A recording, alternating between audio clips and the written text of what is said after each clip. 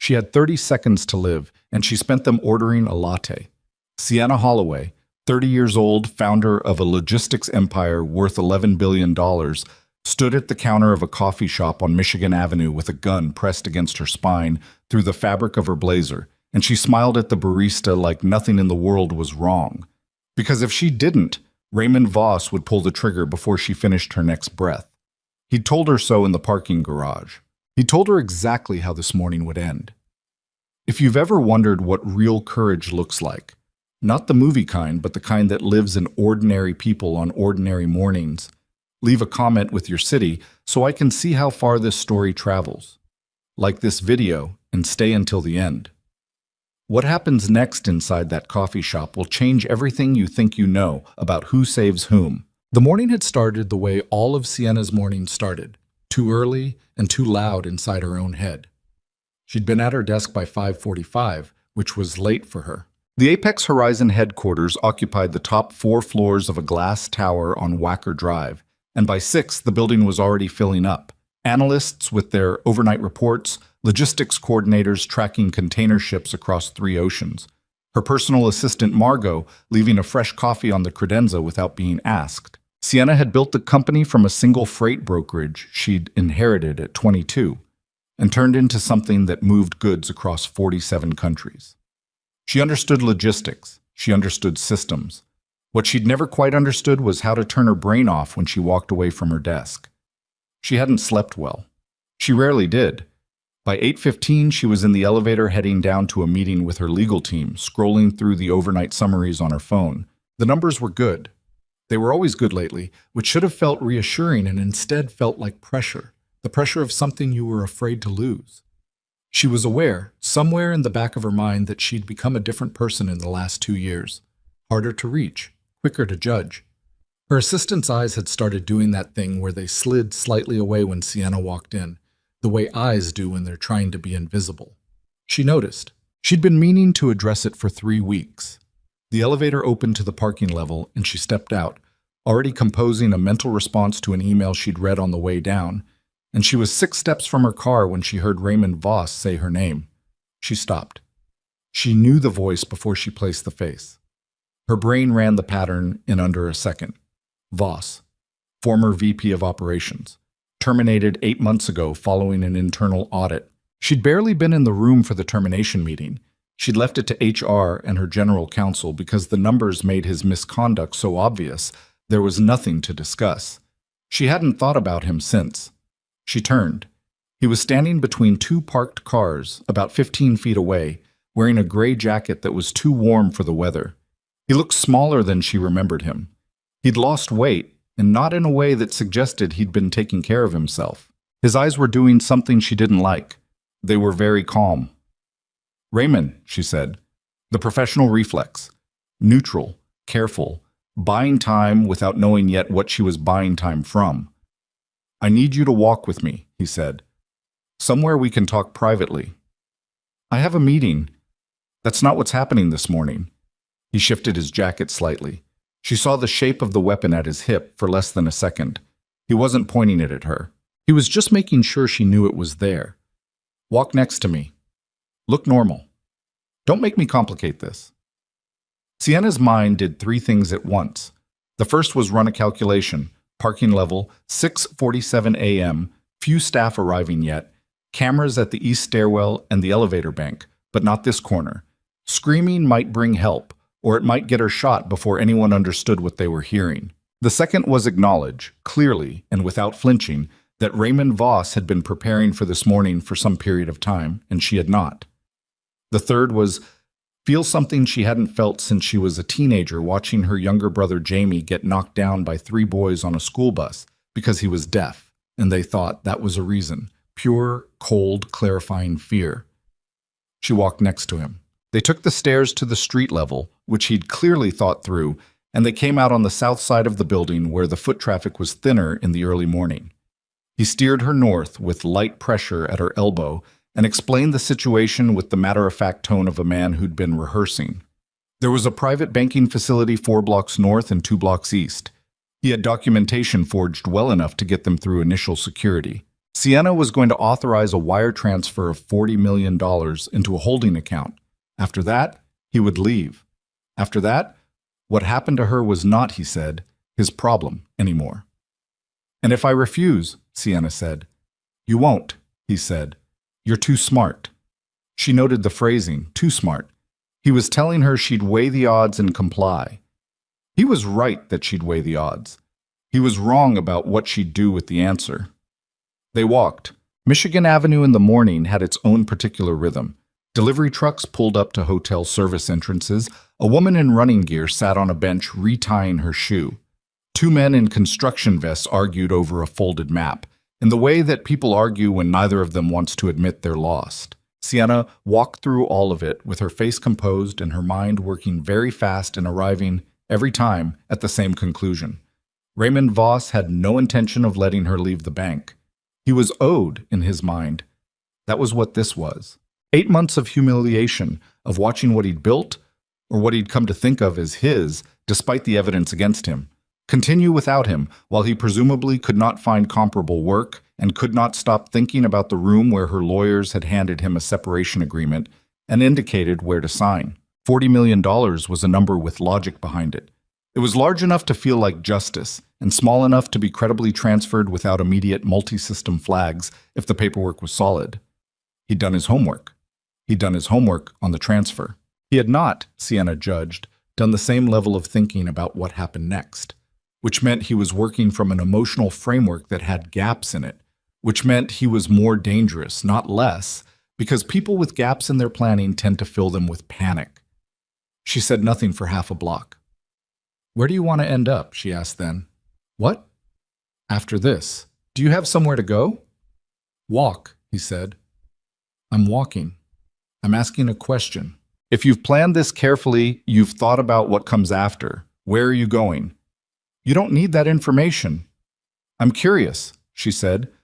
What version of the future you're working toward? She kept her voice level, genuinely curious sounding, which took effort she was proud of. Because $40 million in a holding account is not the same as $40 million in your hands. Transfer flags. International compliance. You'd need, I know what I need, he said, with the first edge of heat she'd heard from him. Good. Heat meant he was closer to the surface. Quiet. She went quiet, but she'd gotten something useful.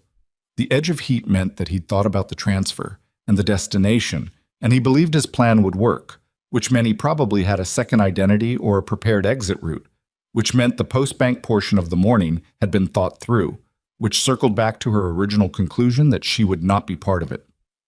3 blocks. 2. The city came alive around them in its ordinary, impervious way. A bicycle messenger swerved past a cab.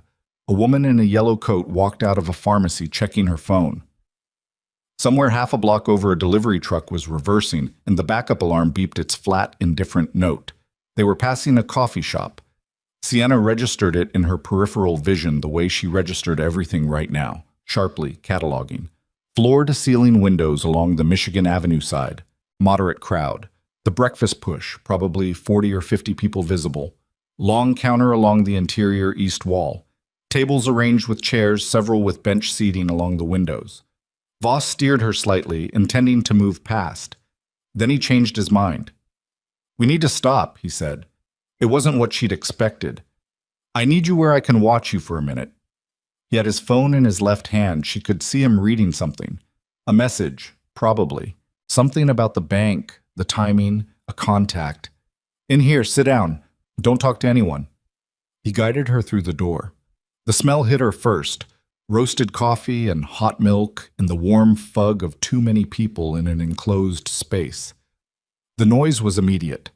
The machine behind the counter, conversation layered over conversation, something soft playing from a speaker she couldn't locate. They moved to a table near the windows, which was his mistake.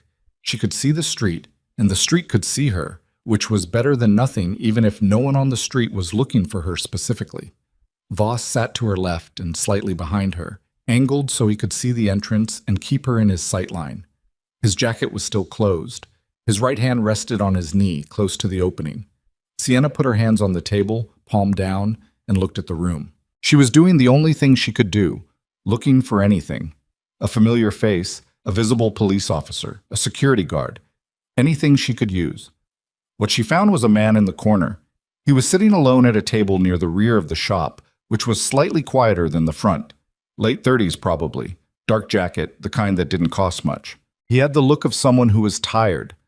Not because he'd had a bad night, but because tired was his baseline, the accumulated weight of a life that asked a great deal of him on a daily basis. There was a cup of coffee in front of him that he was not drinking, and on the other side of the table, bouncing her feet lightly off the floor in the way of children who cannot sit completely still, was a small girl. 7 years old, Sienna guessed. Maybe 8. She had dark eyes and her hair in 2 uneven braids that suggested her father had done them without a lot of practice, but with evident care. She was holding a small folded piece of paper, and while Sienna watched, she held it up to show the man, and he tilted his head to examine it the way parents do, 50% genuine attention, 50% not wanting to fail the examination. The girl said something to him, but she didn't say it the way children say things. Her mouth was moving, but her hands were moving faster, her fingers shaping words with the quick, clean precision of someone for whom this was native and easy. ASL, American Sign Language. The man signed back. His hands were larger and his signing was slower, the way second language fluency looks different from first, but he was fluent. Whatever he said made the girl roll her eyes with the particular world-weary precision of a child who feels that adults fundamentally miss the point. Sienna's heart did something that wasn't quite a lurch. It was more like recognition, deep and sudden and physical. The way you respond to something that once mattered enormously to you and that you thought you'd left behind. Her brother Jamie had been deaf since he was 3 years old. Their parents had enrolled him in a specialist program, hired tutors, done everything that money could purchase. But the thing that actually helped Jamie was Sienna learning to sign. She'd been 8 when she started. She'd kept at it through high school, through college, visiting him at his school, spending summers with him, until she'd reached a fluency that felt like a different way of thinking rather than a translation. When Jamie died at 20, a car accident, winter, black ice, the kind of event that had no logic behind it, she had not signed with anyone since. It had been almost a decade. She had not forgotten a word. She looked at the man in the corner. Voss was on his phone, scanning, his eyes making their circuit of the entrance and her in the room at intervals, but not every second. There was a gap of maybe 3-4 seconds between each time his eyes came back to her. Sienna laid her hands flat on the table. She waited for the man in the corner to look up. He did. The way you look up in a quiet moment. Not because anything had drawn his attention, but because his daughter had stopped moving and he was checking on her. His eyes passed across the room without urgency and found Sienna looking directly at him. She signed. Small. Below the table edge, below what anyone behind her could see. She kept her face forward and her expression neutral, and her fingers said what they needed to say. Help me. The man behind me has a gun. She watched his face. It did something she would think about for a long time afterward. It didn't flinch. It didn't perform disbelief or calculation. It just went very quiet, the same quality of quiet as a room when all the background noise stops at once. And she saw something come into his eyes that was not panic, not aggression, not the particular performance of a man deciding to be a hero.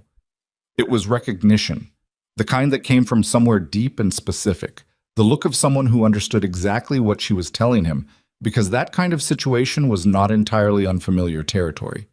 He looked at her for exactly 2 seconds. Then he looked at his daughter, and the way he looked at her told Sienna everything about who he was and what kind of choice he was facing. He reached across the table and put his hand over his daughter's. The girl looked up, and he signed something to her. Brief, calm, the same tone you use to tell a child that everything is fine even when it isn't. Sienna couldn't see what he said. His back was angled. The girl's face didn't change dramatically. She looked at her father, then looked once across the room toward Sienna. Just a glance. A child's glance, the kind that might mean anything, and nodded once. The man picked up his coffee cup. He stood. Sienna kept her eyes forward. Her hands were still flat on the table. She could hear Voss's breath behind her, slow and controlled, and the phone sounds from his lap, and under all of it the sounds of the coffee shop going about its ordinary morning. 40 or 50 people who would all go home today and not know what had happened 6 feet away from them. She didn't watch the man walk toward them. She didn't allow herself to hope too specifically. But when she felt the shift in the air of the room, that particular change in atmosphere that precedes something irreversible, she pressed her feet flat against the floor and she got ready. Gavin Cross had been awake since 4:30. That wasn't unusual. He'd stopped fighting early mornings sometime in his mid-20s when the Navy made the decision for him, and now even on weekends his body simply quit sleeping at a certain hour, and that was the end of it.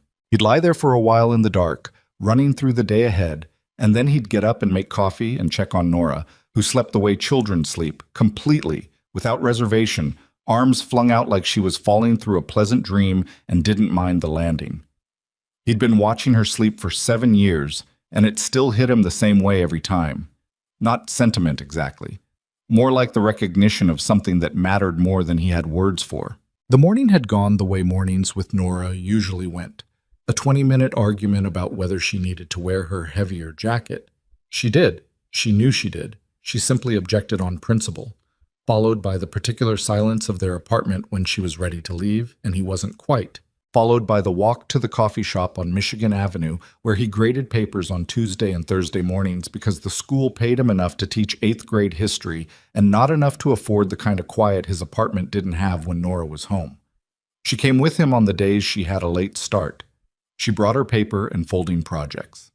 They had a routine. He'd been thinking about a parent email he needed to return when the woman across the room looked at him. He registered her the way he registered most things, without appearing to register them at all. A habit so deep it didn't feel like effort anymore. 30s. Well-dressed in the specific way of someone whose clothes were expensive without being decorative. Sitting with her back rigid in a posture that wasn't good posture, so much as controlled posture, the kind you maintain when you're managing something physically. A man behind and to her left, jacket closed too tight for the temperature indoors, sitting at the angle of someone who wanted sightlines to the door. He'd clocked the man first, actually. 30 seconds after they'd come in. It was the jacket. Then she signed.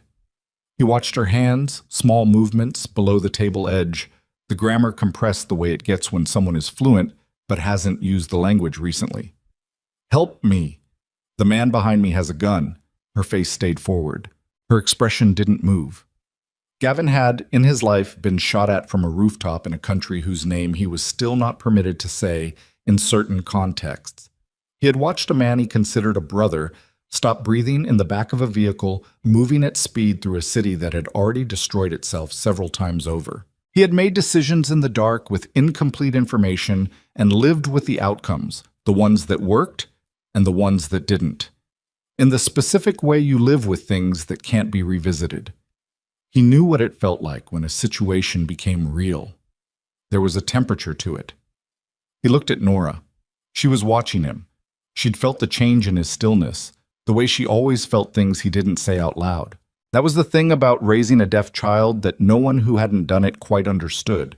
She was more perceptive than any hearing person he knew because she'd spent her whole life reading the information that people thought they were only broadcasting to the air. He signed to her quickly, keeping his expression level. I need you to do something for me. No questions right now. She looked at him. Her eyes said she had approximately 40 questions. There's a woman who needs help, he signed. I need you to go to the back room, the hallway by the bathrooms. You're going to sit on the bench there, and you're going to stay until I come get you. You understand? What's happening? I'll explain after. Right now I need you to go. She looked across the room once. Just once. A quick look that a child performs and adults interpret as idle, and then she looked back at him. He watched her decide. Nora was not a child who accepted unexplained instructions easily. She was, in his more exhausted moments, aggressively reasonable for a 7-year-old, which he'd been told was his fault, and probably was. Okay, she signed. She slid off her chair.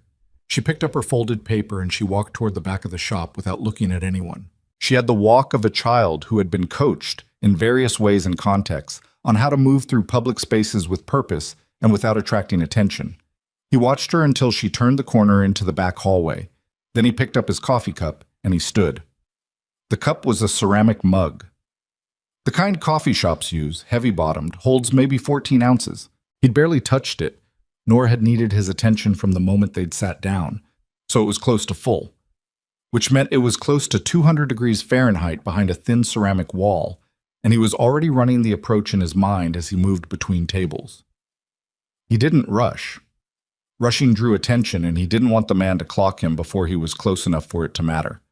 12 feet. 10. He was angling toward the counter, the natural path of someone returning for a refill or grabbing a napkin.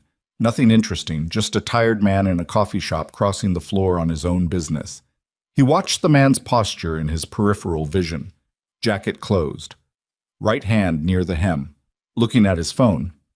8 feet. He thought, for one fraction of a second, about a morning years ago in a different context where he'd weighed a similar kind of decision, act or don't act, and made the wrong call. Or made what he'd spent years believing was the wrong call, which might amount to the same thing. He thought about it the way you think about something when your body is already moving and your mind is catching up. He thought about Nora in the back hallway. He moved. He got to within arm's reach of the man and he stumbled.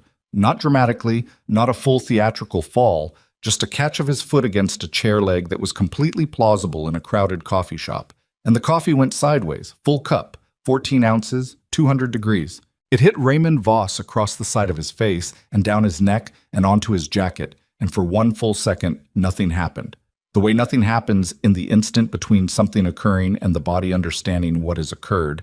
And then Voss made a sound that wasn't a word, something animal and involuntary. And his hands came up to his face. His right hand came up. The room came apart. Someone near the window screamed. A short, sharp sound, surprise rather than comprehension. And the chair nearest to Voss scraped back, and the man at the next table stood so fast he knocked his own coffee onto the floor. Gavin was already moving past the reflex stage, the part of his brain that processed social space and civilian norms, having stepped aside for something older and more specific. He got his left hand on Voss's right wrist, the weapon hand, before the man had finished reacting to the coffee. Voss was bigger than Gavin had sized him up to be. He felt the resistance immediately. The pull of a man who was in pain and furious and had been building toward this morning for months. Voss yanked his arm back and got enough leverage to slam Gavin into the counter edge, which caught him in the shoulder and sent a spike of pain down his arm that he filed away to deal with later. "Gun!" Gavin said at once, loud and clear, because the room needed to understand what was happening so it could do the one useful thing civilians could do in this situation, which was leave. The room understood.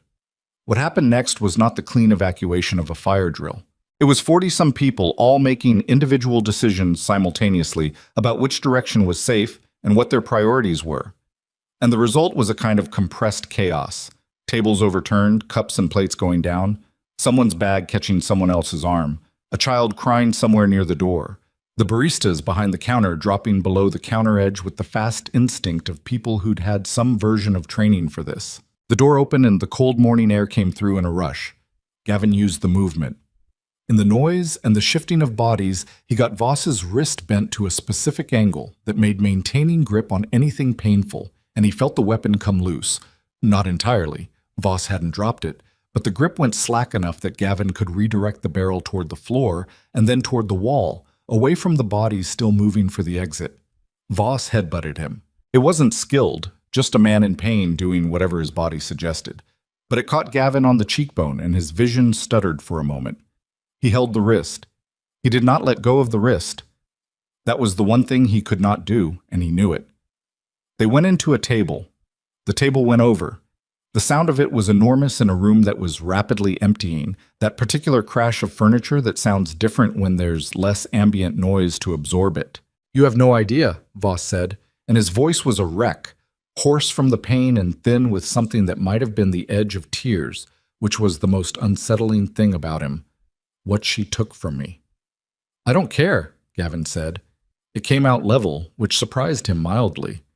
Voss got his left hand free and swung it. Gavin took the hit on his forearm. He kept the wrist. Sienna had not run. He registered this with the part of his attention that wasn't occupied with keeping the gun pointed at floor and wall. She was on her feet, about 6 feet away, and she was looking at the room with an expression he recognized. Not panic, not the frozen shock of someone who'd hit the limit of their capacity, but the focused, slightly ferocious look of someone who was actively looking for what they could do. "Get out," he said to her. She didn't. Voss threw his weight sideways, and they hit the counter base, and Gavin lost 2 inches on the wrist control. He could feel the gun repositioning in Voss's grip, Felt it the way you feel things when your hands are that close to them, in the tendons and the small bones, the minute shift of intention. The shot was loud in a way that indoor gunshots always are, and that people who've only heard them in movies are never quite prepared for. It hit the ceiling. Gavin had angled the wrist up and outward in the last fraction of a second, a movement that cost him a wrenched shoulder he'd feel for 6 weeks, and plaster came down in a small white shower. The few people still near the door finished their exit. Voss used the recoil to tear his wrist free. He took 2 steps back. His face was red and still wet from the coffee, the skin along his jaw and neck already darkening toward something that would blister, and he raised the weapon. He raised it at Gavin, not at Sienna. That confirmed what Sienna had suspected about the order of operations this morning. "Put it down," Gavin said. He said it the way you say things when you know the person won't, but you say it anyway because it's the thing that needs to be said first. Voss's hand was shaking, not from fear. His eyes were too flat for fear. From the combination of physical pain and the particular tension of a person who has arrived at a moment they planned for and is now discovering that plans and moments are different things. "You should have stayed out of it," Voss said. "Yeah," Gavin said. "Probably." He was watching Voss's shoulder. The shoulder tells you before the hand does. Voss reached into his jacket with his left hand, secondary weapon, or a knife. The shape of the movement was ambiguous, and Gavin moved before the hand came back out. What happened in the next 45 seconds was not something Gavin could have narrated coherently afterward. He knew the pieces. He knew the order, more or less. He got inside Voss's reach before the left hand cleared the jacket, and he got control of the primary weapon again. Got it all the way this time, twisted it out of the grip with a technique that he'd practiced enough times that it lived somewhere below thought. He dropped it and kicked it. He heard it go under something, a table, or the counter base. He felt the knife. He didn't feel it immediately as pain.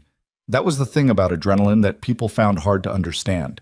He felt it as pressure, and then as heat, and then, a second later, as the specific wet warmth of something he needed to pay attention to. Right side, below the ribs. Not deep. He told himself not deep, and in the same breath acknowledged that he could be wrong. He got Voss down. It was not elegant. There was nothing in it that would have looked good on film. It was exhaustion and leverage, and 2 men who were both damaged, and neither willing to stop, and what ended it was Gavin getting behind him and getting his arm across Voss's throat in a position that reduced the available options to one, which was stop moving. Voss stopped moving. Gavin held it for a count of 10. His side was burning. He could hear his own breathing. The coffee shop was almost empty. The machines behind the counter were still running, the hiss and bubble of equipment that didn't notice what had happened. And there was coffee puddled on the floor from the original spill and from the table that had gone over, and a woman's scarf hung from the back of an empty chair, left in the exit rush. Sienna was standing 6 feet away. She had a table base in her hands. The iron kind, the heavy decorative kind that weights the bottom of freestanding cafe tables to keep them from tipping in light wind. It was not small, 15, maybe 18 pounds, and she was holding it with both hands, and she was breathing hard, and the expression on her face was one he would not fully understand until later. Not relief, something more complicated than that. Voss had gone still in a way that confirmed he was conscious, but had reached the end of what he had in him this morning. "There's zip ties in my bag," Gavin said.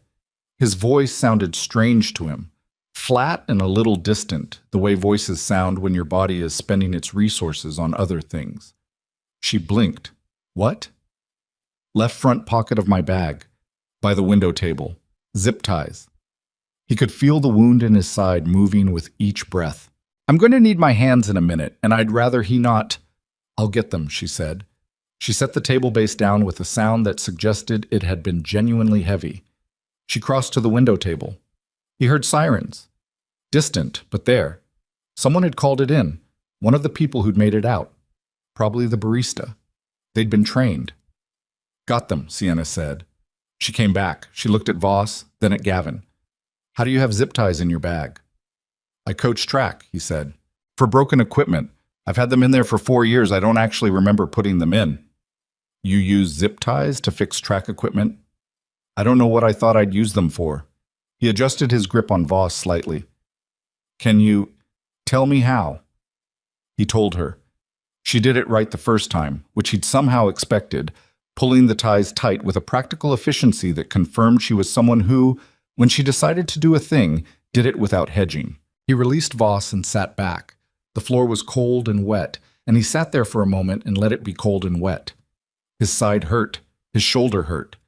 His cheekbone, where the headbutt had landed, was making itself known with increasing insistence. The sirens were closer. "You're bleeding," Sienna said. She was looking at his right side. "I know." "That's a knife wound." "I think so, yes." She made a sound that was not quite exasperation and not quite something else, crossed to the counter, vaulted it actually, just put her hands on the edge and went over it in one movement that he filed under unexpected, and came back with a stack of bar towels, the thick ones they used under the machines. She pressed them against his side. Her hands were not gentle exactly, but they were certain, which was better. "Hold that," she said. He held it. "Nora," he said. "Who?" "My daughter. She's in the back hallway." Something moved in Sienna's expression.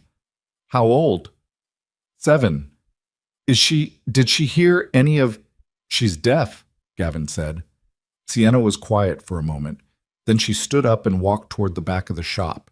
He could hear her saying something, not signing. She didn't know Nora would need her to sign. And then the particular silence of someone realizing that and working around it, footsteps, and then both sets of footsteps coming back. Nora came around the corner and she saw Gavin on the floor, and her face did something that he'd only seen it do once or twice before. A kind of controlled, very deliberate not crying that, in his experience, was more heartbreaking than crying. She crossed to him fast and crouched next to him and put her hand on his arm. "You're hurt," she signed. "A little bit," he signed back. He used his left hand because his right was holding the towel. "I'm okay." She looked at him with the expression that meant she was aware he was managing the information. "The woman?" she signed. He glanced at Sienna, who was standing a few feet away. He realized that Nora had looked at Sienna in the back hallway. That one child's glance he'd thought was idle. "She's safe," he signed. "Because of you, partly." "You did what I asked." Nora considered this. She looked at Sienna. Then she looked back at her father and signed something he hadn't expected. "She signs," Nora signed. "I saw her hands when she was at the table." "She signs." He looked at Sienna. Sienna had gone very still. She'd been watching Nora's hands, and something in her face had shifted. Something that had been held carefully in place all morning had come slightly loose. Her jaw moved. He thought for a moment she was going to say something and then thought she couldn't. "You saw," Gavin said. Sienna nodded. "Once." "She knows," he said. "She saw you signing earlier. From the back." Sienna looked at Nora. Nora looked back at her with the steady, uncomplicated attention of a child who has not yet learned that staring is rude, and has also, in her particular experience, found that looking at people's faces and hands is simply how you understand them. Sienna crouched to eye level with her. Her hands moved. "My name is Sienna," she signed. Her hands were not as fast as Nora's, and the grammar was slightly formal, a second language but a real one. "Your dad is very brave. I think you already know that." Nora absorbed this. She signed back, and her expression had shifted to the careful consideration she reserved for new information. "He gets hurt sometimes," Nora signed. "He doesn't tell me, but I always find out." Sienna let out a short sound. Not quite a laugh, not quite the other thing, and pressed her hand briefly to her mouth. She recovered. She signed, "Then I'll make sure someone tells you the truth this time." The first police officers came through the door with their hands already out. Gavin looked at Voss on the floor. He looked at Nora. He looked at the bar towel pressed against his side, which had soaked through in a way that suggested the wound was not as shallow as he'd hoped. Outside, through the floor-to-ceiling windows, Michigan Avenue was going about its morning. A bus pulled away from a stop. A woman in a yellow coat, the same yellow coat he'd noticed on the way in, walked past without slowing, her phone out, her attention entirely elsewhere. 40 feet away from what had just happened in here. The city didn't know. The city never did. It simply kept moving, which was either the cruelest thing about it or the most honest. Gavin let the officers approach. He kept his left hand visible and his right hand on the towel, and he looked at his daughter, who had positioned herself about 6 inches to his left and slightly in front of him, not hiding, not scared, just present, the way she was always present, with the particular fierce steadiness of a child who had learned early that some things in this world required you to simply stand your ground and wait. He had taught her that, or maybe she'd taught him. At this point, 7 years in, he genuinely wasn't sure which way it ran. The lead officer got to him and crouched and said something about paramedics, and Gavin said yes, he knew, and the officer looked at the man in zip ties on the floor and said, "That him?" "That's him," Gavin said. "Is there a weapon?" "Under the counter somewhere," kicked it that direction. He lifted his chin. "He had a knife too." "I don't know where that landed." The officer nodded and started talking into his radio, and the coffee shop, which had been a battlefield and before that an ordinary morning, began its slow conversion into a crime scene. Tape would go up, reports would be taken, evidence would be photographed in the particular flat light of official documentation. Raymond Voss would be unzip-tied and recuffed with proper restraints and read his rights in a voice without inflection, and he would be walked out through the door he'd walked in through with a woman he'd intended to destroy. He didn't look like a man with a plan anymore. He looked like what he was, someone who had carried something too heavy for too long and had finally set it down in the worst possible way. Sienna watched him go. Her face was unreadable in the way of someone who has too many things to read. The paramedics arrived 4 minutes after the first officer, which felt like longer. The lead paramedic looked at the wound in Gavin's side and made the expression that paramedics make when something is more serious than the patient's calm demeanor has implied. "Sir, I need you to stop holding that and let me—" "I know," Gavin said. He looked at Nora. The paramedic followed his gaze. She was young, mid-20s maybe, and she had the quick understanding of someone who saw a lot of parents worried about what their children were watching. "There's a family room in the ER," the paramedic said. "She can be right outside." "She won't be able to hear what's happening," Gavin said. Someone needs to be able to tell her." "I can," Sienna said. He looked at her. She met his look directly. She looked, he thought, like someone who had arrived at a decision that was also a kind of reckoning. Not light, not simple, but clear. "I'll stay with her," Sienna said. "I'll sign everything they tell her. I'll be right there." He looked at Nora. Nora had been watching all of this without being able to hear any of it, tracking faces the way she tracked everything. She signed to him. "She's going to stay with me?" "Yes," he signed. "Okay," Nora signed. And then with the directness that was entirely her own, "She already told me you're brave. I told her you don't like it when people say that. Despite everything, the wound, the floor, the exhausted wreck of the morning, Gavin felt something that might have been a smile pulling at the corner of his mouth. "What did she say?" he signed. Nora glanced at Sienna, then back at him. "She said she knows," Nora signed, "but that it's still true." The paramedics got him onto the gurney. The morning light came through the coffee shop windows in long, flat angles, the way light does in autumn in Chicago when the sun is still low and everything it touches looks briefly, temporarily golden. Gavin closed his eyes. His side hurt. His shoulder hurt.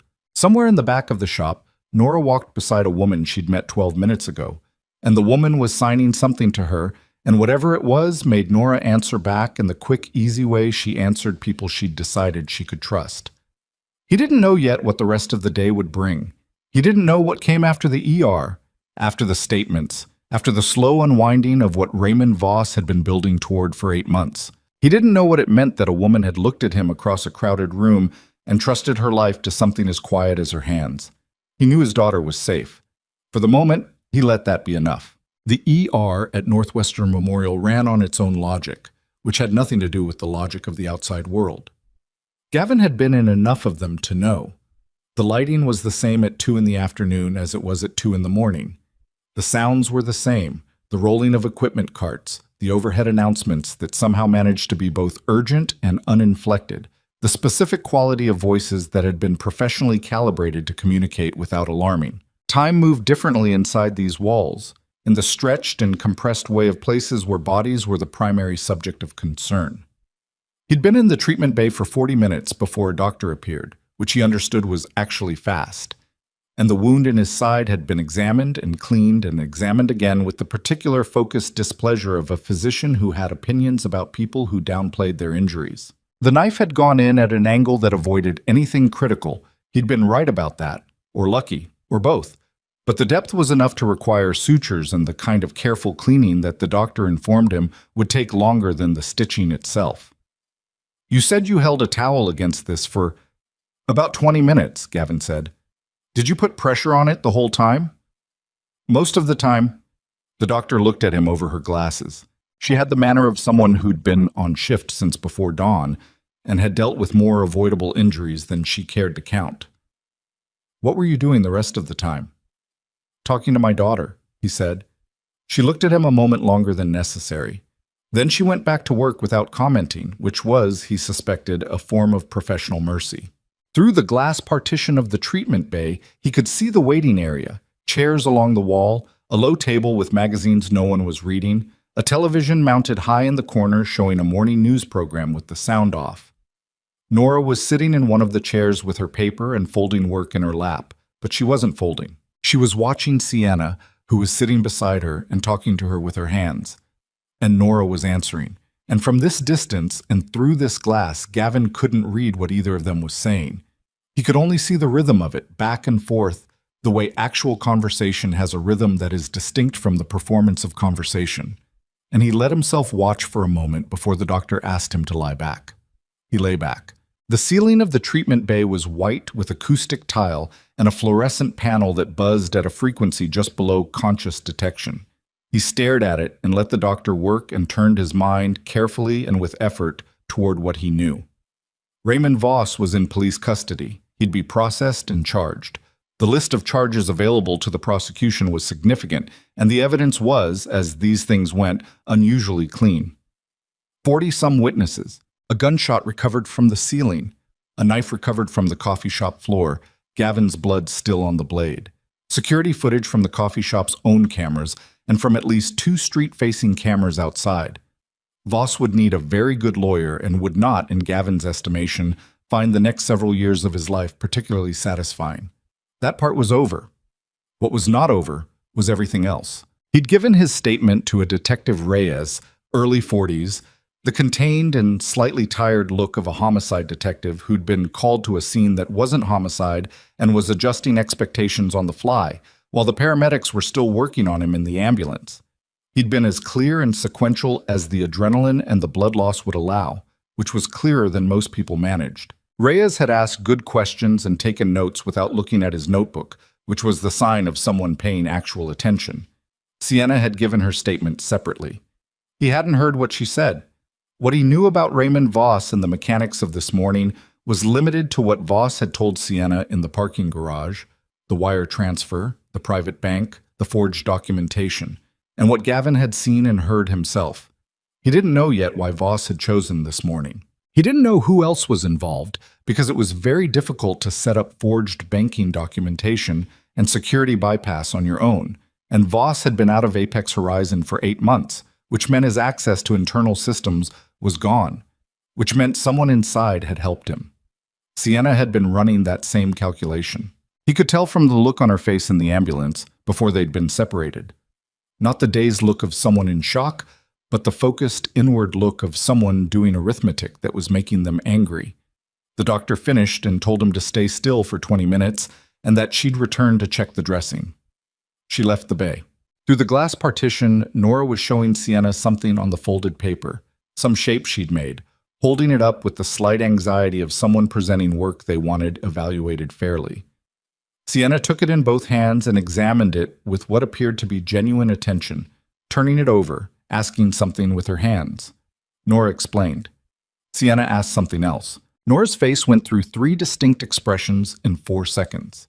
The beginning of exasperation, then reconsideration, then the reluctant satisfaction of someone whose work has been understood correctly. He watched his daughter's face and felt something he didn't have a clean word for. Gratitude was too simple and too distant. It was more like the awareness of how close the morning had come to being different, landing on him all at once now that there was nothing else demanding his attention. He put his arm over his eyes and breathed. He was still lying there when the door of the treatment bay opened. He moved his arm expecting the doctor or a nurse and found a man he didn't know, well-dressed, somewhere in his mid-50s, with the particular kind of face that was professionally agreeable and privately unreadable. He was in a suit that hadn't come off a rack, and he had an Apex Horizon security badge clipped to his breast pocket, and he was looking at Gavin with an expression of measured concern.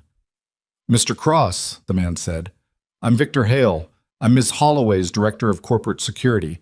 I wanted to check on you personally." He glanced at the dressing on Gavin's side.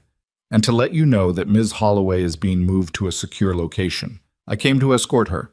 I just wanted to pay my respects to the man who—" "She's in the waiting room," Gavin said. "Yes, I know." Hale smiled. It was smooth. "We have a vehicle waiting. I'm coordinating with the police." "What's Detective Reyes's badge number?" Gavin said.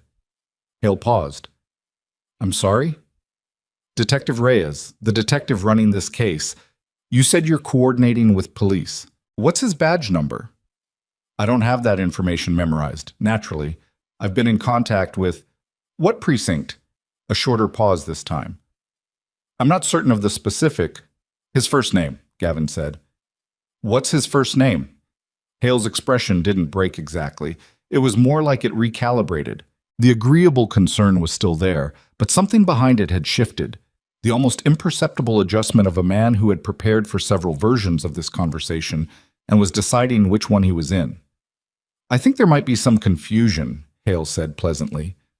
"I understand you've had an extremely stressful morning. You've been injured. You're in a hospital." "What's his first name?" Gavin said again. He was sitting up now.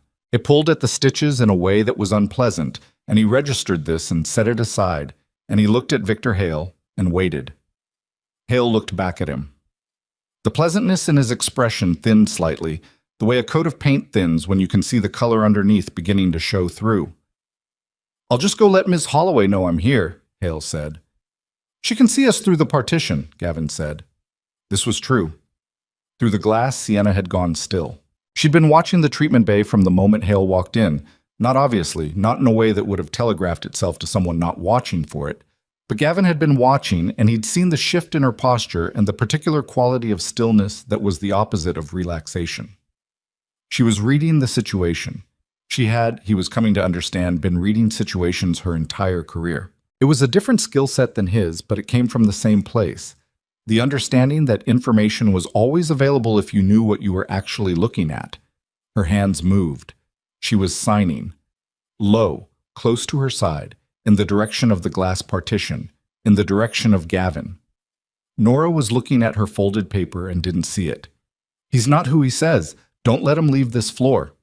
Gavin looked at Victor Hale. Hale's right hand had moved slightly toward the interior of his jacket. Not all the way. Not yet. It was a readiness gesture, the kind of thing the body does when it's considering options. The stitches in Gavin's side were making themselves loudly known. His shoulder was a consistent ache that had settled in for what he suspected would be a long stay. His cheekbone had reached the throbbing stage that meant the bruising was developing properly. He was not by any reasonable measure in excellent physical condition. He slid off the treatment table anyway. "Sir," Hale said, "I really think you should—" "Step out into the hallway," Gavin said. "We can talk out there." "I don't think that's necessary." "I think it is." He was between Hale and the door now, not blocking it. He wasn't in a position to physically block a door if it came to that, not right now, but present in a way that required acknowledgement. Because there's a 7-year-old girl on the other side of that glass, and I'd like to keep whatever this is away from her. So, hallway. Hale looked at him. The professional mask was largely intact, but the edges had gone tight. "You're making a mistake," Hale said quietly. "Maybe," Gavin said. Hallway. What happened next happened in the space between 2 seconds. Hale moved for the door, and Gavin let him get a hand on it, let him believe for a moment that the path was clear, and then Sienna came through it from the other side. She'd left Nora in the waiting area. She'd crossed the waiting room and pushed through the treatment bay door from the hallway side, and she came through it fast and deliberate, and Hale ran directly into her, which stopped him. "Victor," she said. Her voice was completely level. "Where's your car?" Hale's composure, which had been fraying at the margins, made one final attempt at recovery. "I told your assistant the vehicle is in the parking structure on—" Which lot? The structure on... You told Margot you were coordinating with police. Margot called Detective Reyes to confirm. He doesn't know who you are. She looked at him with the specific quality of attention that Gavin imagined she brought to numbers that didn't add up. You weren't at the office this morning. You weren't reachable for 2 hours after the incident was reported. Your phone went to voicemail. When Margot finally got through to you, you already knew I was at Northwestern Memorial, but the police hadn't released my location yet. Hale said nothing. You knew where I was, Sienna said, because you already knew where Raymond was taking me. You knew the route. Michigan Avenue, the bank on Dearborn. You knew all of it, Victor, because you helped him plan it. The hallway outside the treatment bay was not empty. There were nurses at a station 30 feet away, an orderly pushing a cart in the other direction, the ambient movement of a hospital floor doing its work. None of them were looking at this particular door. Hale's hand went inside his jacket. Gavin moved. He didn't have full range of motion on his right side, and he knew it. He knew it the way you know the exact limits of a damaged tool, precisely, practically, without sentiment, and he worked inside those limits. He got Hale's wrist before the hand cleared the jacket, and he applied torque that had nothing to do with strength and everything to do with angle. And Hale made a sound that was more surprise than pain, and his body bent in the direction the joint demanded. The weapon, a compact pistol, the kind that fits inside a jacket without printing, came out and Sienna took it. She took it without hesitation, with both hands, and she held it pointed at the floor, and she stepped back and she stood there looking at Victor Hale bent at an angle over his own wrist, and she breathed once, deliberately, through her nose. I built that company, she said. Her voice was still level. It had the quality of something that had been compressed very tightly and was holding its shape through force of structure alone. I built it from 4 employees and a leased office on the 13th floor of a building that doesn't exist anymore. You've been with me for 6 years, Victor. Hale, bent over Gavin's grip, didn't say anything. His face was red. He was staring at the floor. 6 years, she said. Nurses had noticed now. There was movement at the station down the hall. Gavin saw a security guard, hospital security, unarmed, young, already on his radio, appear from a doorway and stop when he saw the situation and do the right thing, which was not approach and instead speak rapidly into the radio. Hale lifted his head and looked at Sienna. Something in his face had gone flat in the way of a man who has reached the end of his performance and can't sustain it anymore. It was never going to work, Sienna said. Whatever he promised you. Did you think $40 million transferred to an offshore account was going to be invisible? Did you think Voss was going to... She stopped. Something moved across her face. How long has this been going? Hale pressed his lips together. How long, Victor? 14 months, he said. He said it the way people say things when they're too tired to maintain the alternative. Sienna looked at him for a long moment. She nodded once, slowly, the nod of someone confirming something they'd suspected and had been hoping they were wrong about. 14 months, she said mostly to herself. Real police arrived 4 minutes later, not Reyes, who was still at the coffee shop scene, but 2 uniformed officers who'd been in the building on an unrelated matter, which was either convenient or the hospital security system working as designed. Victor Hale was removed from the hallway in a manner that was efficient and not gentle, which was, Gavin supposed, appropriate. The compact pistol was bagged and identified and removed. A 3rd officer took the information from Gavin and Sienna and radioed it to Reyes, and the conversation that followed was brief and factual. And when it was finished, Sienna sat down on a bench in the hallway and put her face in her hands.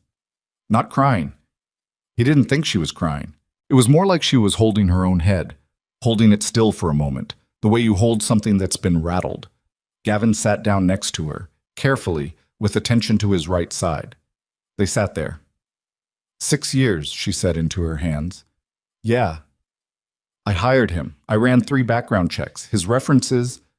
She stopped, took her hands down, looked at the wall across the corridor, which was painted a pale institutional green and had nothing to recommend it as a focal point, but served. 14 months. He's been inside my security operation for 14 months, coordinating with a man I terminated, and I didn't... She shook her head. I didn't see it. You weren't looking for it, Gavin said. That's my job.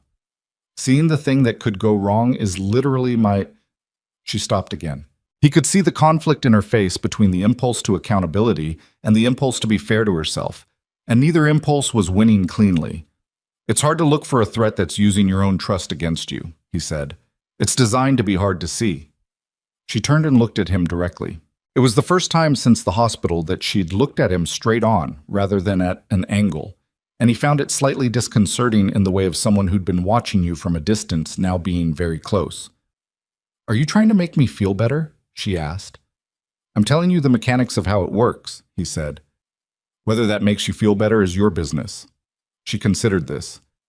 "That's a very particular way to be kind," she said. "I'm not always kind," he said. "I'm usually accurate." "Are those different things? Often enough to matter?" She looked at the wall again. Down the corridor, the officers were finishing their documentation, and the orderly had resumed pushing his cart, and the hospital was resuming its ordinary operation with the complete indifference to drama that institutions develop over time. Somewhere in the waiting room, Nora was still at her folding work, or had moved on to something else, or was watching the door with the steady attention she brought to things she was waiting to understand. "Tell me about the investigation," Gavin said. Sienna frowned. "What do you mean?" "Voss was terminated 8 months ago following an internal audit. That audit found what? Evidence of systematic fraud across 3 operational divisions. He'd been routing contracts to shell companies that he held partial interest in through a blind trust. Over about 2 years, the number was..." She paused. "The auditors estimated between $6 and $8 million in misdirected funds. And the audit was triggered by an anonymous tip," she said. And then she heard herself say it, and he watched her face change. "Who knew about the audit before it was made official?" he asked. "My CFO, legal, my security director." She closed her eyes briefly. "Victor. Victor knew 8 months ago that Voss was going to be terminated. He knew it before Voss did. He briefed me on the findings," she said. "He was in the room when I told Voss." She opened her eyes. "He watched me fire the man and then he called him afterward. That's..." She didn't finish the sentence. "What else was in the audit?" Gavin said. "Is there anything in Apex Horizon's financial structure that Voss would have had access to during his tenure that someone could use? Not the 6 to 8 million he took. What was he positioned to know about that might be worth 40 million to retrieve or destroy?" The quality of Sienna's attention shifted. He recognized the shift because he'd seen it twice now, once in the coffee shop and once in the ambulance, the moment when she moved from processing to assembling. "There are contracts," she said slowly. "Government logistics contracts. DoD adjacent. Not classified, but the terms are, if certain terms became public before renewal negotiations, there would be leverage, significant leverage. Leverage worth 40 million. Leverage worth multiples of 40 million, to the right buyer." She turned to look at him fully. "Voss had access to the contract structures until about 3 months into the audit, when Victor..." She stopped. "When Victor recommended we restrict his access, but by then he'd had 2 years. And Hale has been his inside contact for 14 months, Gavin said, which means Hale has been maintaining that access in some form, feeding Voss updates, keeping the intelligence current." Sienna looked at him for a moment with an expression he couldn't fully read. "How do you..." She stopped, started again. "You teach 8th grade history." "I do," he said. "That's not where you learn to think like this." "No," he said, "it's not." She waited. He let the silence run for a moment, not evading it exactly, just deciding how much of it mattered right now. "I was in the military for 12 years, he said. "The kind of work where understanding who's connected to who and what they want and how far in advance they've been planning keeps people alive." He glanced down at the dressing on his side. "Sometimes." "Navy," she said. It wasn't a question. "Yeah." She nodded. She didn't push, which he noticed. People who were used to getting information usually pushed. She filed it and moved on, which was its own kind of intelligence. "The contracts, the access, Hale's role, all of that will come out in the investigation," she said. "But the investigation is going to go places I can't control. Documents that become evidence. Depositions. If those contract terms come out in discovery, then you have a different problem," he said. a significant one. She pressed her fingertips together. And I have no security director anymore. My organization has been infiltrated at the level of the person responsible for preventing infiltration. I have to rebuild that from the foundation, and I have to do it while managing whatever the press does with... She gestured a slightly helpless motion that was the first thing he'd seen from her that didn't look deliberate. With this morning. What will the press do with it? She looked at him. You were in a coffee shop fight with a former Apex Horizon executive, and a gunshot went off, and 40 people ran into the street, she said. By noon today, there will be footage on every major outlet. Cell phone footage, probably. People in crowded places have their phones out. He hadn't considered that. He thought about it now and found he didn't particularly like it, but he also couldn't locate much he could do about it. Nora, he said. She was in the back hallway, Sienna said immediately. She wasn't in the main room. If there's cell phone footage from the shop, she won't be in it. He let out a breath he hadn't realized he'd been holding. I can have legal contact the outlets, Sienna continued. Request that minors not be identified. They'll comply. It's standard. She'll be protected from that. I appreciate it, he said. And then, because it was true, you thought of her before I finished asking. She's a 7-year-old, Sienna said, in a tone that suggested this made it self-evident, and Gavin found himself liking her with the particular directness of someone who doesn't have time anymore for the slow accumulation of evidence. Detective Reyes arrived at the hospital at 12:47. He was shorter than he'd seemed in the ambulance, and he had the slightly compressed energy of a man who'd had a long morning and could see that the afternoon wasn't going to give him anything back. He spoke with Gavin first, reviewing and expanding the statement from the ambulance. When he got to Hale's appearance in the treatment bay, he wrote things down in the notebook he didn't look at. He came to the hospital, Reyes said. Yes. And presented himself as coordinating with police. Yes.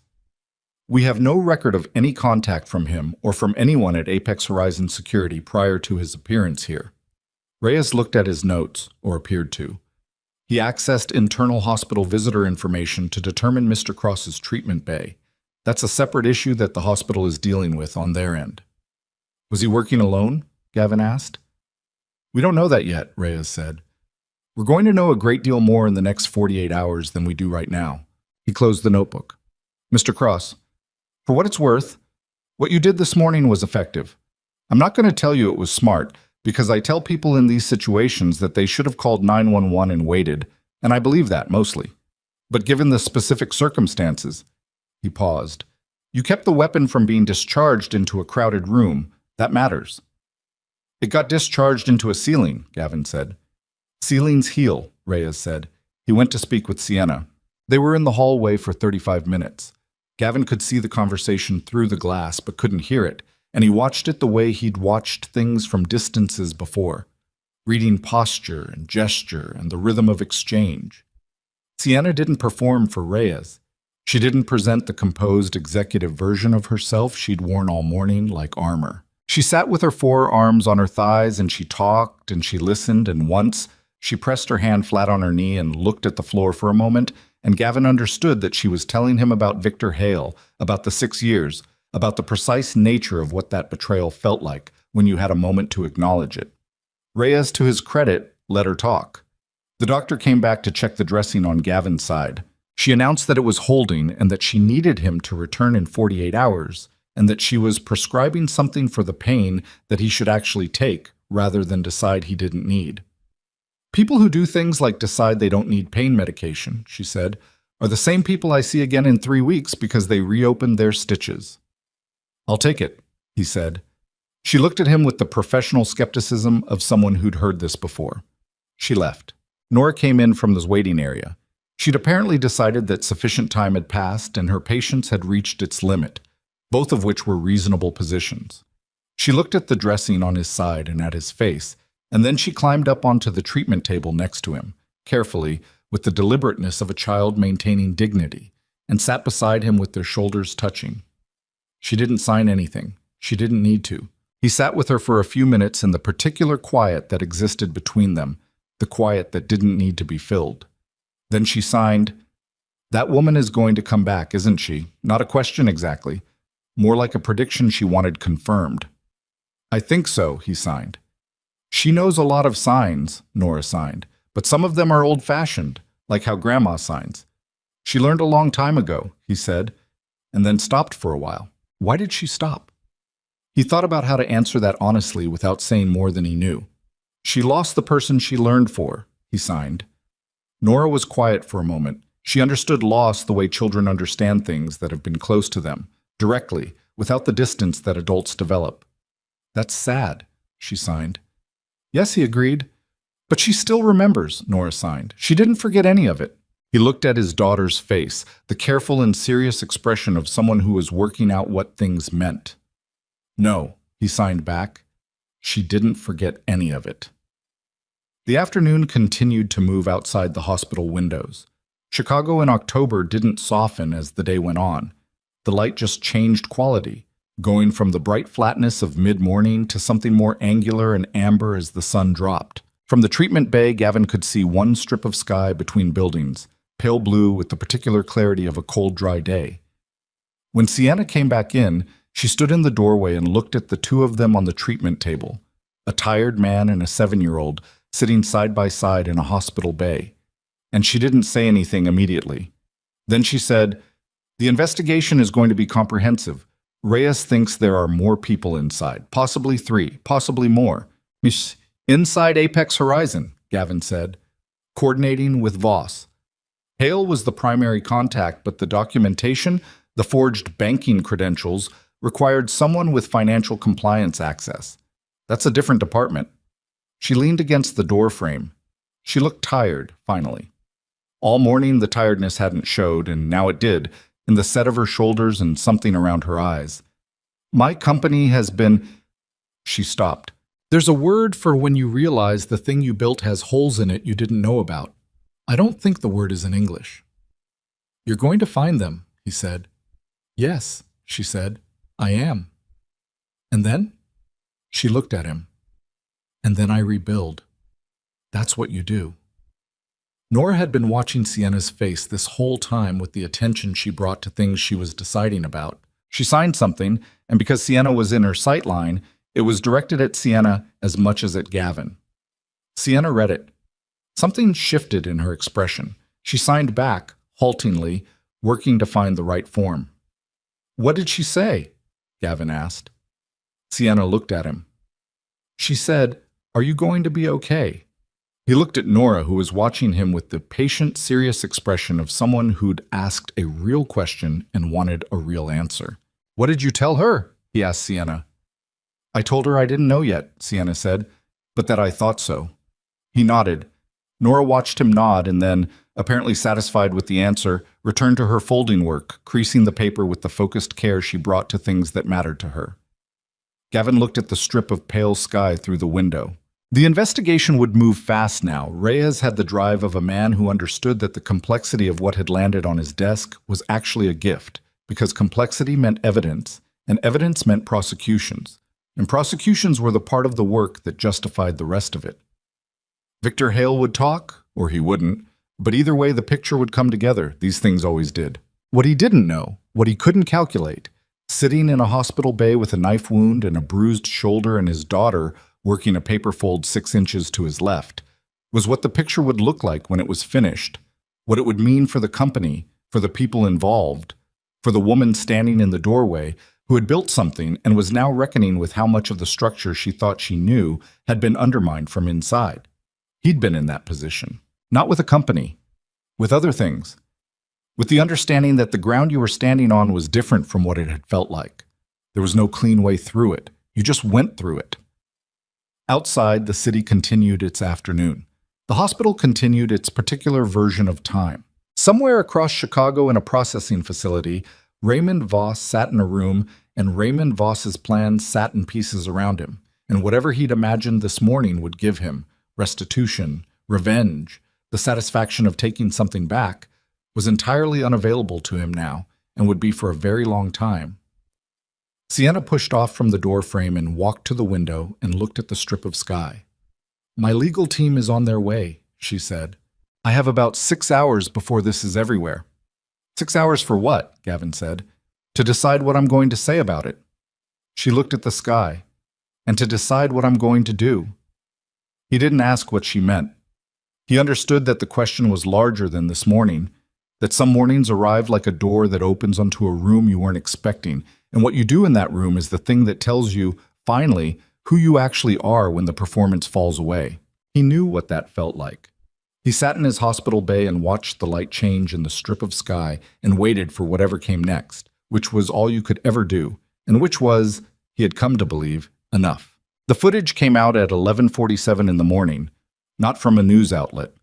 From a 23-year-old barista named Kelsey, who had been crouched behind the counter during the fight, phone in hand, recording because her hands needed something to do, and recording was what her hands knew. She'd posted it to her social media account with a caption that said, "Simply this happened to me at work today." And by noon, it had been shared 40,000 times. And by 2 o'clock, it had been picked up by every major network. And by 4 o'clock, Kelsey had more followers than she'd ever had in her life, and had stopped answering her phone.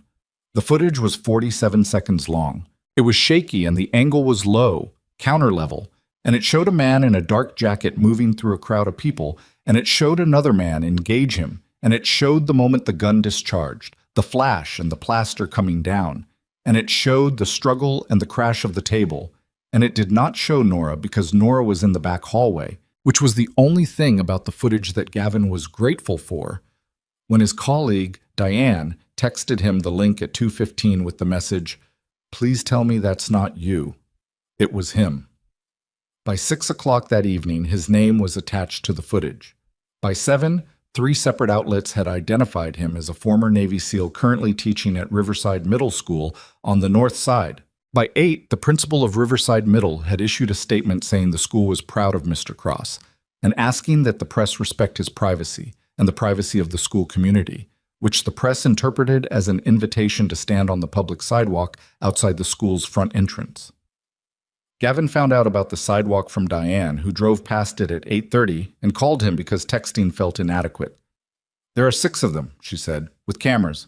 "How big are the cameras?" And he said, "Does that matter?" "It indicates how serious the outlet is. Phone cameras are—" "Gavin, there are cameras outside your school." He was sitting in his apartment. Nora was asleep, had been since 8, worn out from the day and the way children wear out, completely and without ceremony, dropping into sleep like a stone into water.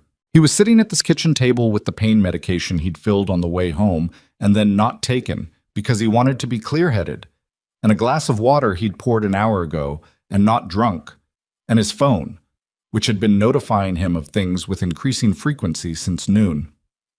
"I know," he said. "Are you okay?" "I'm fine." "That's not what I asked." He looked at the glass of water. "I'm tired," he said, "and my side hurts, and I don't know what I'm supposed to do about cameras on a sidewalk." "Nothing," Diane said. "You don't have to do anything. I wanted you to know, in case you went in tomorrow morning and didn't expect— I wasn't planning on going in tomorrow." "Okay, good. That's okay." A pause. "Gavin, that video, what you did in that video, I spilled coffee on someone and then got stabbed," he said. "It's not—" "Stop it," she said, with the particular firmness of a woman who'd been his colleague for 3 years and had no patience for his version of modesty, which she'd once described as aggressive understatement. "You saw what was happening and you didn't walk away. That's what people are responding to." He didn't say anything. "Get some sleep," she said. "I'll check on you tomorrow." He put the phone down and looked at the kitchen. It was a small kitchen. He'd painted it himself 2 years ago, a pale yellow that he'd thought would be cheerful, and that was, mostly, though it had come out slightly uneven along the top edge near the cabinets because he'd run out of tape and done the last section freehand. Nora had told him it looked fine. He'd always suspected she was being kind. He took the pain medication. He went to bed. He did not sleep particularly well, which was not unusual, but the quality of the sleeplessness was different from the ordinary kind. Normally, when he lay awake, it was administrative, the mind running lists of things that needed to happen. This was different. This was the body processing something it hadn't finished processing, running the morning in fragments that weren't quite memories and weren't quite dreams.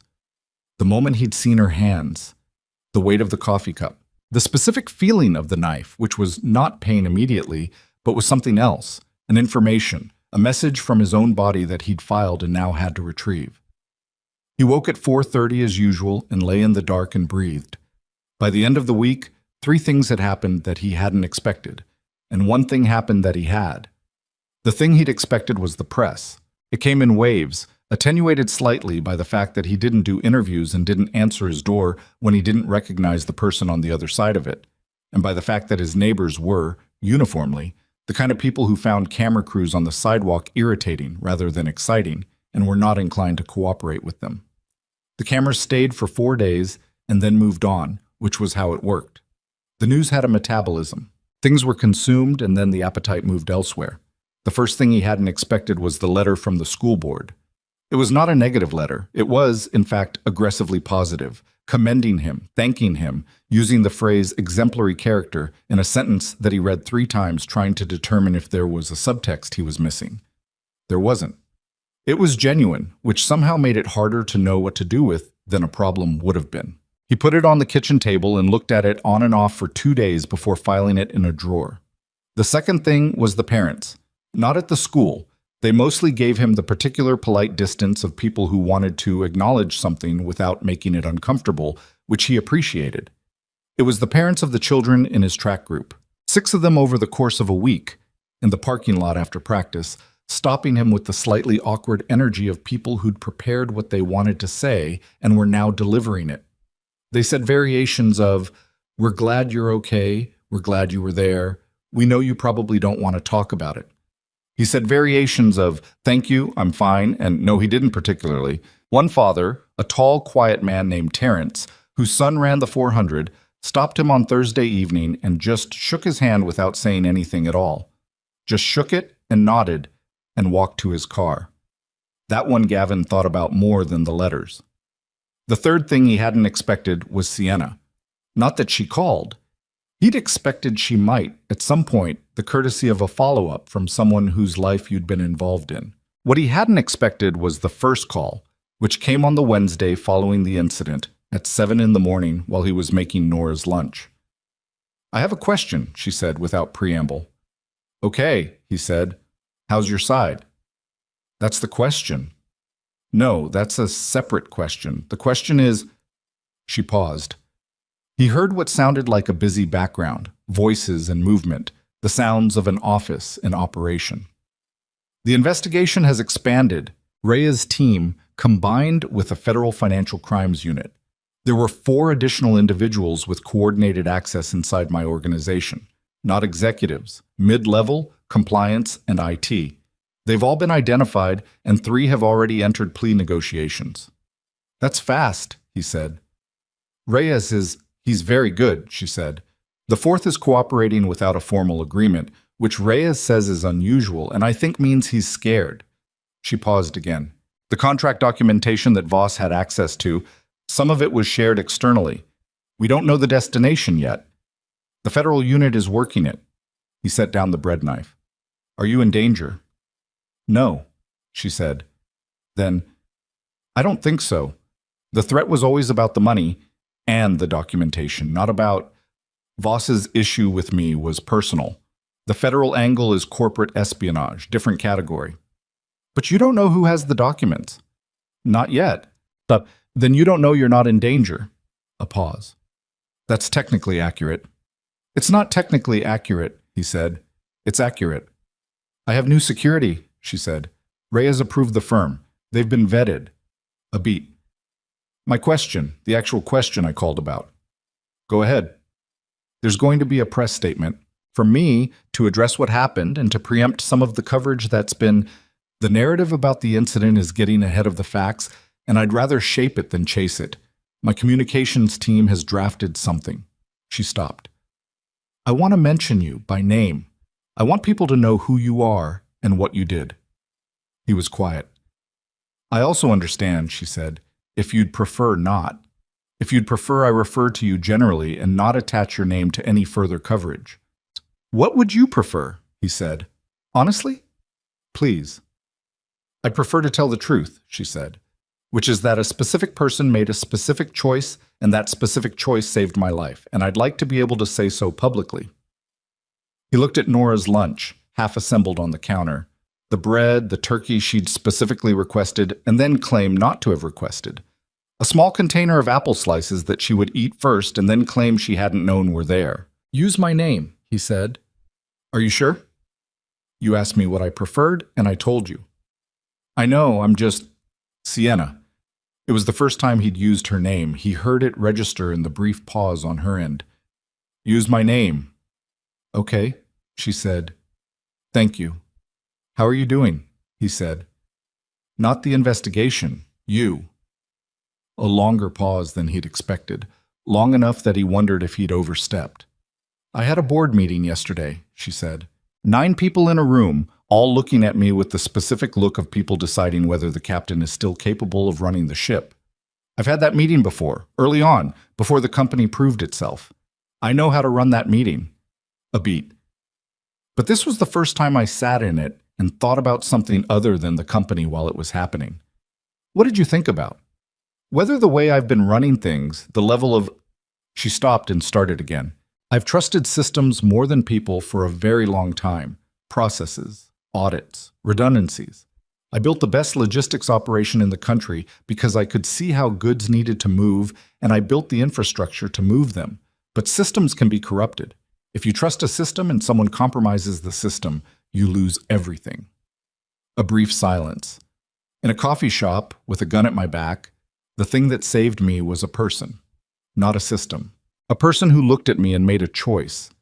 He didn't say anything. He let her have the thought. "I keep thinking about that," she said. "It doesn't mean systems are wrong," he said. "It means they're insufficient by themselves." "Yes," she said quietly. "That's exactly it." The press statement went out Thursday morning, and it was, by the standards of corporate crisis communications, unusually direct. It named Gavin. It described what he'd done without embellishment and without the particular flavor of language that press statements usually employed, the kind of language that sanded everything down to a smooth, liability-conscious surface. It read like something a person had written because they wanted to say it, not because they'd been advised to.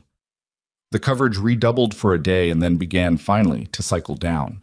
On Friday, a producer from a national morning program left a voicemail asking Gavin to appear the following week for an interview. He did not return the call. On Saturday, a sports magazine, somehow, sent a request to his school email asking if he would participate in a feature on athletes who'd entered public service. He replied with a single word, and the word was no. On Sunday afternoon, he took Nora to the lake. It was cold, late October, the lake doing its autumn thing of looking more like an ocean, the water dark gray-green, and the whitecaps serious about their business. Nora wore her heavy jacket without being asked, which he interpreted as solidarity. They walked along the path and she held his hand on the left side, his left side, away from the wound, with the careful matter-of-fact concern that she'd had since Monday, the checking in disguised as ordinary contact. She signed with her free hand, "Those people aren't outside the school anymore." "No," he signed back. "Good," she signed. "They were weird. They were just doing their job." She considered this. Their job is weird. He didn't argue. They walked for a while without signing. The lake moved and the wind came off it cold and clean, and he let himself be in it for a moment, not thinking about what happened or what would happen, but just in the wind off the lake with his daughter's hand in his. "Are we different now?" Nora signed. He looked at her. Her face was serious, working something out. "What do you mean?" he signed. "Everyone at school looks at me different," she signed, "like something happened to me." "But nothing happened to me. I was in the back hallway." She frowned slightly. "Something happened to you?" "Yes," he signed. "So are we different?" He thought about how to answer that honestly. He thought about what different meant and what it didn't, about how it was possible for something significant to occur and for the shape of your daily life to reassemble itself around it, not unchanged but not unrecognizable either. "Something happened," he signed, "but we're the same people it happened to. Does that make sense?" She thought about it, kind of. "The hard part," he signed, "is figuring out which parts of different are okay and which parts you don't have to keep." She looked at the lake. Then she signed, "Sienna is different." He didn't answer right away. "She used to know signs," Nora continued, and then she stopped for years. "But now she's signing again." "So something changed." She looked at him. "That's the good kind of different. He looked at his daughter's face, the perfectly reasonable logic of it. Yeah, he signed. I think so too. Sienna's statement to the press had been one decision. The other decisions, the larger ones, took longer, and they were not made in a single moment or a single conversation, but across the 10 days following the incident in the particular way that real decisions are usually made, incrementally, then all at once.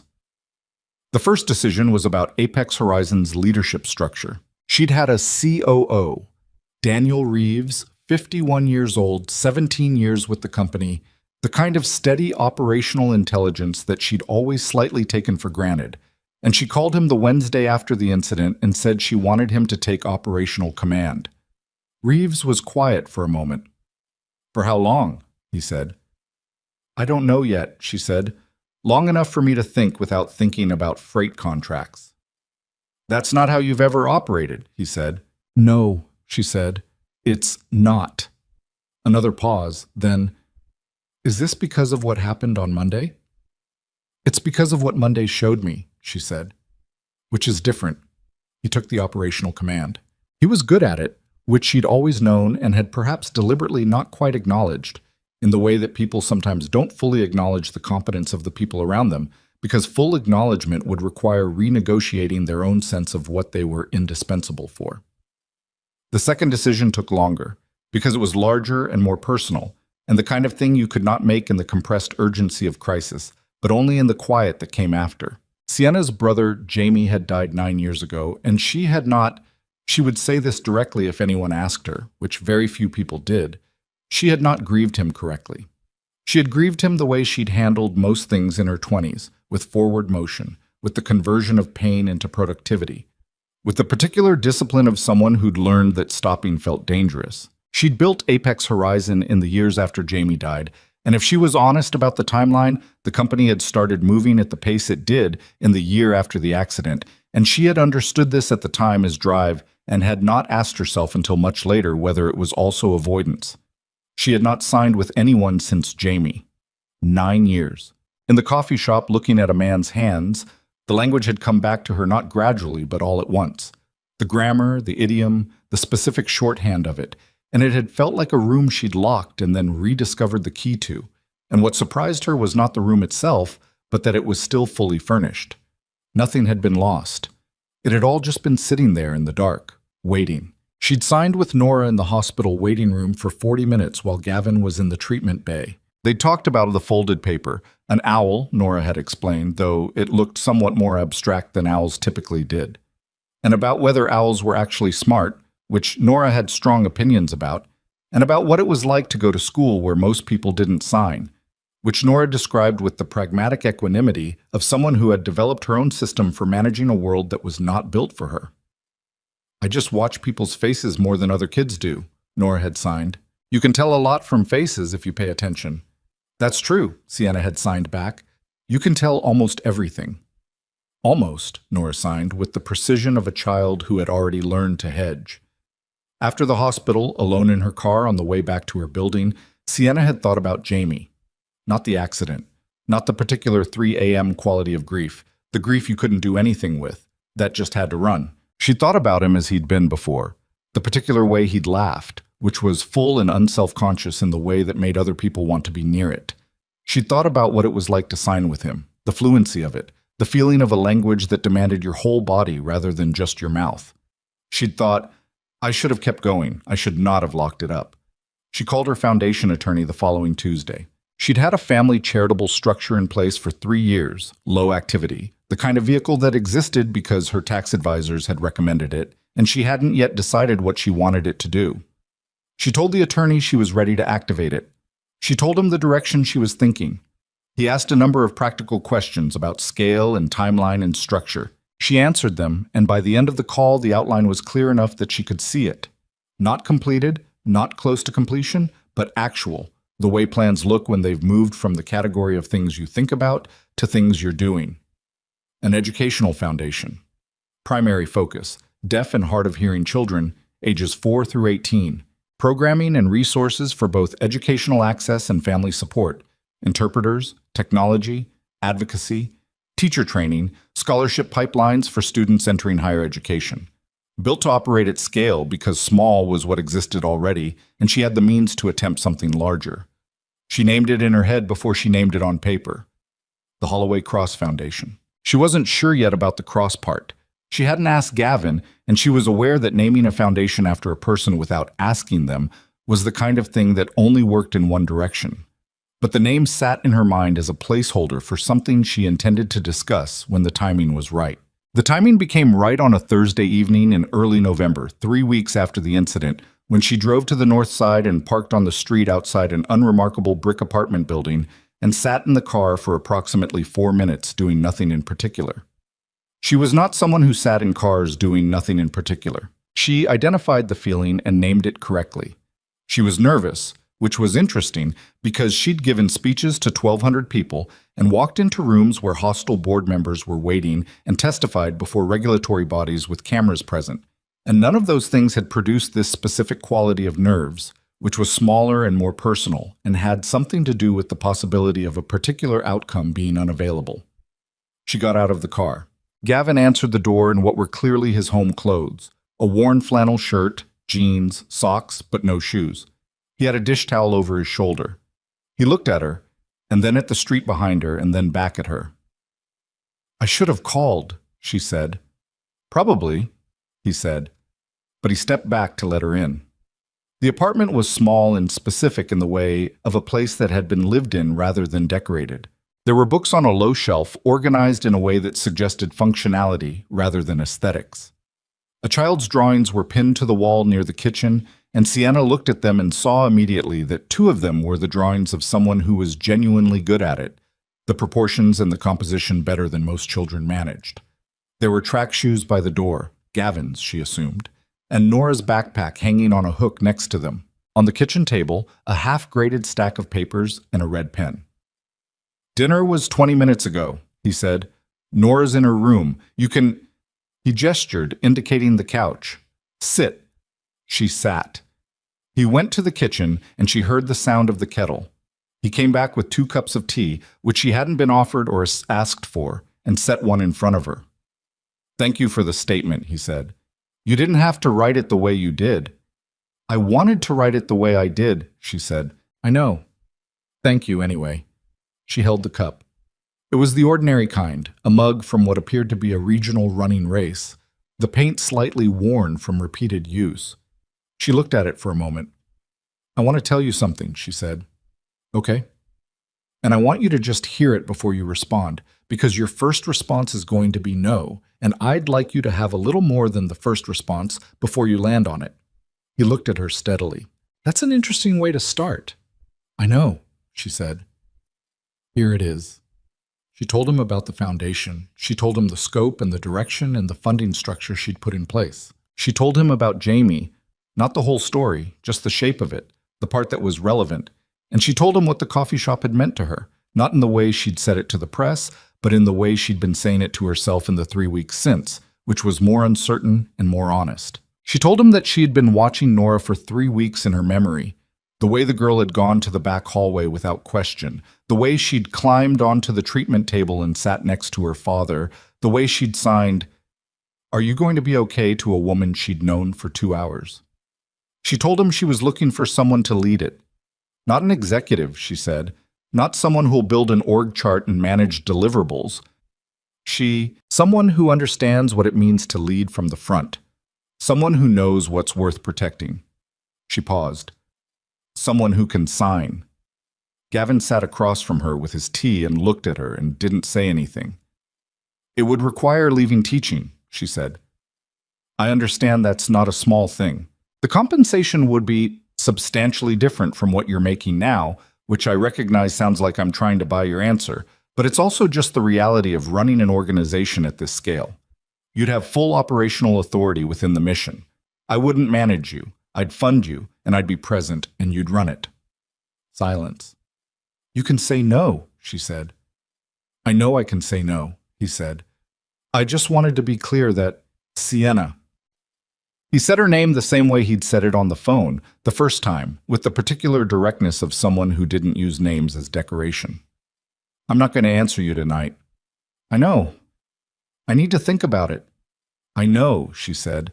I'm not asking for an answer tonight. I came because I wanted to tell you in person, not on the phone. He looked at her. The quiet in the apartment was the specific quiet of a child's presence elsewhere in the space, a different quality of silence than a truly empty place, warmer and more contingent. Why does it matter? He said. In person or on the phone? She thought about it. Because this matters, she said, and I've spent a long time doing things the efficient way. The call, the email, the system. And I've been thinking lately that some things should be done the slow way, the way that costs something. He looked at her for a moment, then looked at his tea. You're different than I expected, he said. What did you expect? I don't know exactly. Someone harder. I am hard, she said. I've been hard for a long time. I'm trying to figure out if that's the same as strong. It's not always, he said. No, she said. I don't think it is. They sat with that for a moment. Through the wall, faint and sourceless, they could hear the particular quiet movement of a child in her room. Not audible exactly, just present. The small, perceptible fact of Nora somewhere in the apartment, doing whatever she did in the evenings. Tell me about the children you're trying to reach, he said. The specific gap. What exists now? What you're trying to build. And because this was the real question, the one underneath the offer, the one that told her what he was actually weighing, she set down her cup and she told him. She told him about the national shortage of certified educational interpreters. She told him about the rate at which deaf children in public school settings fell below grade level reading by the third grade, not because they were incapable of reading, but because their access to early language instruction was inconsistent and often inadequate. She told him about the funding gap between schools and districts that had invested in programming and schools that hadn't, and what that gap looked like in outcomes, in college enrollment, in lifetime earnings. She told him about her attorney's estimate of what her foundation, properly capitalized and properly run, could do in 5 years at the programmatic level she was envisioning. She told him about a school in Indiana that had been doing this work for 30 years on almost no budget, with almost no recognition, run by a woman who'd been deaf since childhood and had simply built the thing because it needed to exist. That school, she said, produces kids who go to college at a rate 4 times the national average for deaf students. One woman, 30 years, almost no money. She paused. Imagine what this could do with resources and leadership and a mandate. Gavin was quiet. He was looking at her with an expression she was beginning to recognize, not the assessment expression of a man calculating advantage, but the attention expression, the one that meant he was actually inside what she was saying rather than waiting for his turn. Nora would be... He stopped. She could be part of what you're building, not as a symbol, not as a face for fundraising, but as someone who grows up with access to something that didn't exist before. She could... He stopped again. Yes, Sienna said simply. He pressed his lips together. He looked at the kitchen table, at the stack of graded papers and the red pen. I've been teaching for 4 years, he said. I'm reasonably good at it. I know, she said. It matters. The kids I work with, it matters. This would also matter, she said. At a different scale. That's not me saying teaching matters less. It's me saying this is a different kind of work. I know what you're saying, he said. I understand the argument. He picked up his cup and set it down again. I just need to make sure I'm saying yes because it's right, not because it sounds right. That's the right reason to take time, she said. How much time do you need? She thought about it. I'd like an answer in 2 weeks, she said. But I need you to know that whatever you decide, what you did in that coffee shop, the fact that you saw me and didn't look away, that's already done. That's already real. The foundation is real whether you run it or not. This isn't a transaction. He looked at her. I know, he said. If I thought it was a transaction, I'd have said no already. She nodded. She stood. She picked up her coat from where she'd folded it over the arm of the couch. One more thing, he said. She waited. The name of the foundation, he said. What is it? She had not told him this part. She'd been going to work up to it and then hadn't found the moment. Right now it's the Holloway Foundation, she said. But I've been thinking about what to call it. I have an idea, but it requires a conversation. He watched her put her coat on. 2 weeks, he said. 2 weeks, she agreed. She let herself out. On the street, she stood by her car for a moment in the November cold, which was the serious kind, the kind that had made its intentions clear and wasn't negotiating. The city was doing its evening, lights in windows, the distant sound of traffic, someone's dog pulling ahead on a leash while its owner negotiated on the phone. She looked up at the building. On the third floor, a light was on in a window, and she could see the shadow of someone moving in the room. Gavin, she thought, going to check on his daughter or returning to the kitchen, the ordinary motion of an ordinary evening in an apartment where someone was doing the work of keeping a life together. She'd come here tonight with an offer, which she'd made. She'd come with a story about her brother, which she'd told. She'd come with a plan, which was real.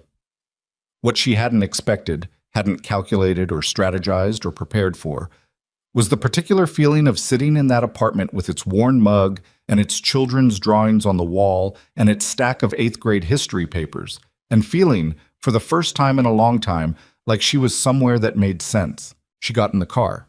She drove south, back toward the glass tower, and the security detail, and the $11 billion, and the work that was waiting for her.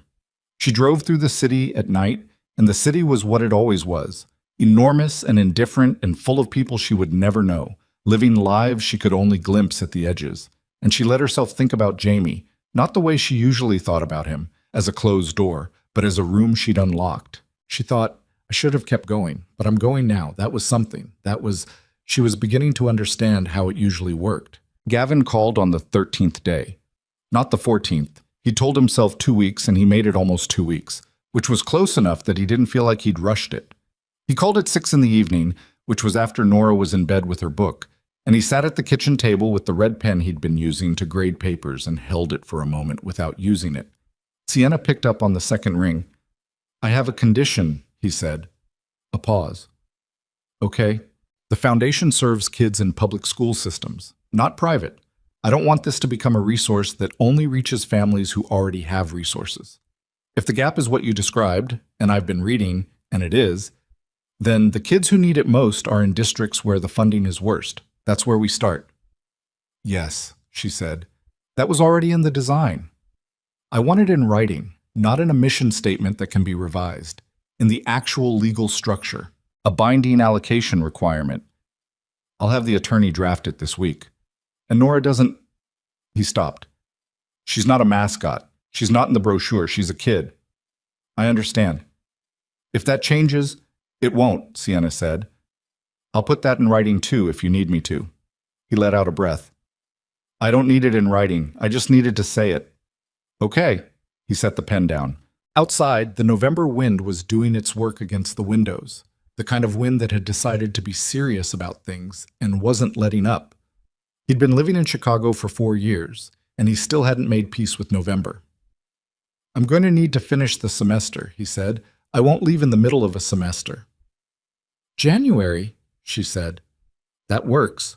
I was hoping for January, actually. The first program sites won't be operational until spring. Where are the first sites? Chicago, Indianapolis, Detroit. We're in conversations with school districts in all 3.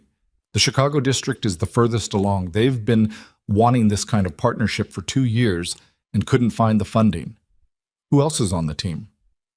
Right now it's me, my attorney, and a program designer I've brought in from a nonprofit in Baltimore who's done this kind of work. She's very good and she knows what she doesn't know, which is the most useful thing about her.